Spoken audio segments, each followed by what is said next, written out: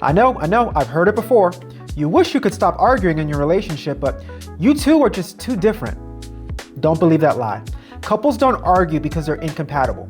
They argue because they're unregulated, overwhelmed, and reacting from fear instead of connection. So today, I'm gonna give you 5 therapist level skills that will stop arguments before they even start. And if you master all 5, you'll get an honorary marriage counselor degree. But honestly, if you just focus on one skill per season, you'll be doing better than 99% of relationships. So let go of the pressure of thinking you have to do everything perfectly and just focus on getting better at one thing at a time. Ground yourself. Arguments don't start with words. They start with feelings. They start with physiology. So when your heart rate spikes, your brain goes into survival mode. When you do that, you stop listening, you stop empathizing, you stop connecting. All grounding is you bringing your body back to a place of safety. Here's some quick ways how to do it. First, slow your breathing. The same way the body uses sweat to regulate temperature, it uses breathing to regulate stress. Also, relax your shoulders. And when you speak from your chest, not your throat. When you ground yourself, you stop fighting from an emotional fear and start responding with logical clarity. So remember, regulation before communication, always. Change your perspective.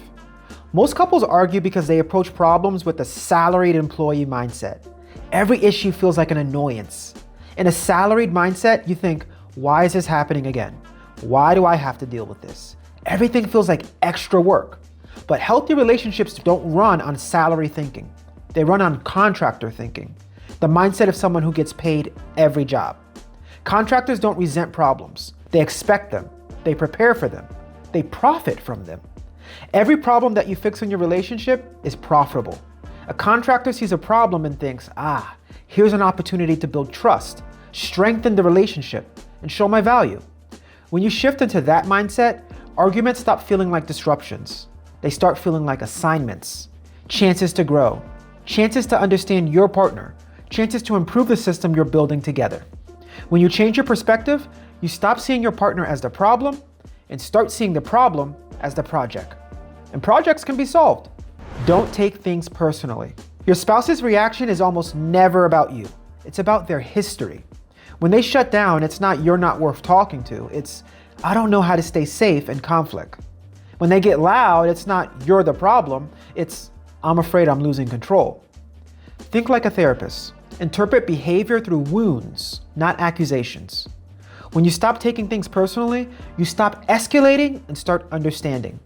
This is actually going to be a big principle in my upcoming course. It's a course built to help couples resolve problems and communicate better. So hit subscribe if that's something you think you can benefit from in the future. One problem at a time. In my years of experience, I can promise you this. Couples don't argue about one thing. They argue about 10 things at once. You start with the dishes, then suddenly you're talking about last week, then your childhood, then your tone, then what you said, then how you really said it. Stop doing this. One problem, one moment, one goal. Identify the core issue or principle. Don't stack grievances. Try not to bring historical evidence into a present moment. You're not that good yet. If you get triggered, hold on to that emotion and discuss it at another time. Arguments explode when you mix topics. They resolve when you isolate them. Do everything with love. If you don't do anything but this, you'll be just fine. This is a skill that transforms the entire relationship. Love is not a feeling, it's a posture. When you speak with love, your tone softens, your words land, your spouse's defenses drop. The conversation becomes safe instead of sharp. Love doesn't mean you avoid hard conversations. It means you approach them with gentleness instead of judgment. A hard truth plus a soft tone equal connection. If you really want to get good at loving your wife, make sure to check out my ebook. It's called How to Love Her Like Christ Loved the Church. It's a marriage-saving ebook, and I'll make sure it's the first link in the description. If you appreciate this message or my way of delivering it, do me a favor and give this video a like. And if you want more insight like this, subscribe and I'll keep it coming your way. If you feel like this video could help someone else, don't be greedy. Sharing is caring. Share this video with them and let them learn something new too. I look forward to catching up with you in the next video, which is coming up now. But until then, God bless you and your family.